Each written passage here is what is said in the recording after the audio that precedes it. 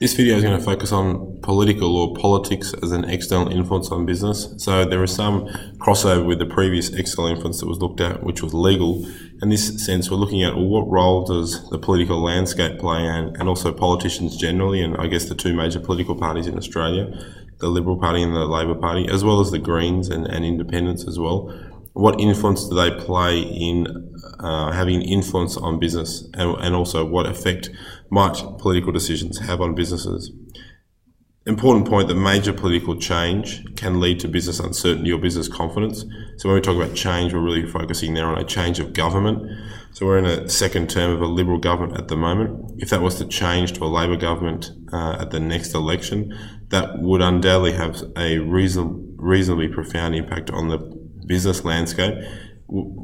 Bearing in mind, however, that some businesses would be affected to a greater degree than others. Those businesses that are more susceptible to political change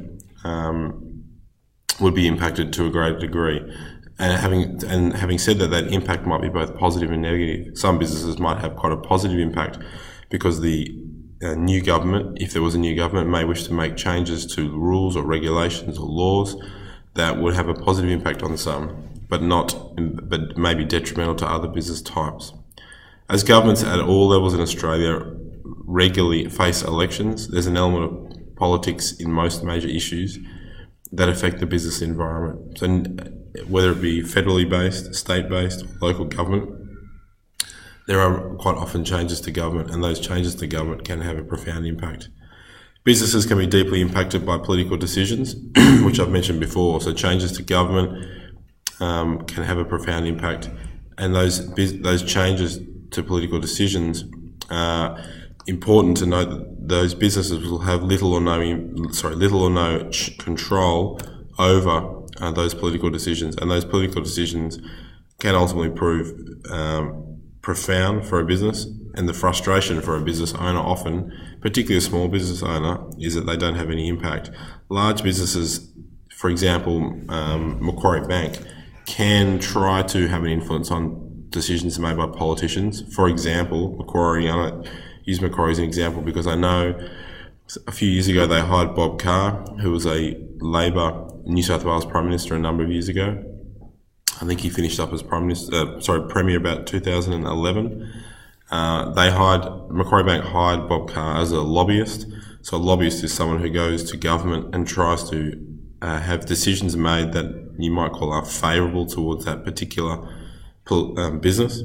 So large businesses can have potentially a very small impact on political decisions. Small, medium enterprises are going to not really be able to have such profound impacts.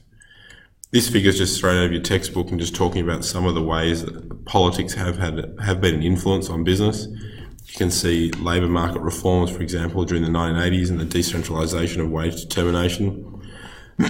So taking the wage determination away from government bodies and moving it more into the workplace itself. Social reforms and paid parental leave, for example, has come in the last few years.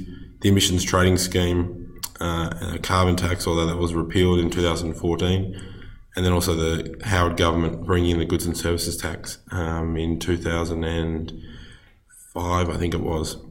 Significant political decisions which have had significant impacts upon businesses, but the important thing about those decisions are the businesses have had no control over those decisions, but they have been significant. And this is just an example of something we'll look at in class, where we've got this is a potential change, not a change that has been made, where the Greens have made a recommendation that by 2030 the sale of diesel and petrol powered cars should be banned. Now that would be a political decision. It's the Greens party who are putting that forward. We'll consider what implications that would have on businesses if such a decision was made, remembering that is a significant external influence and businesses wouldn't have little if any control over that decision being made.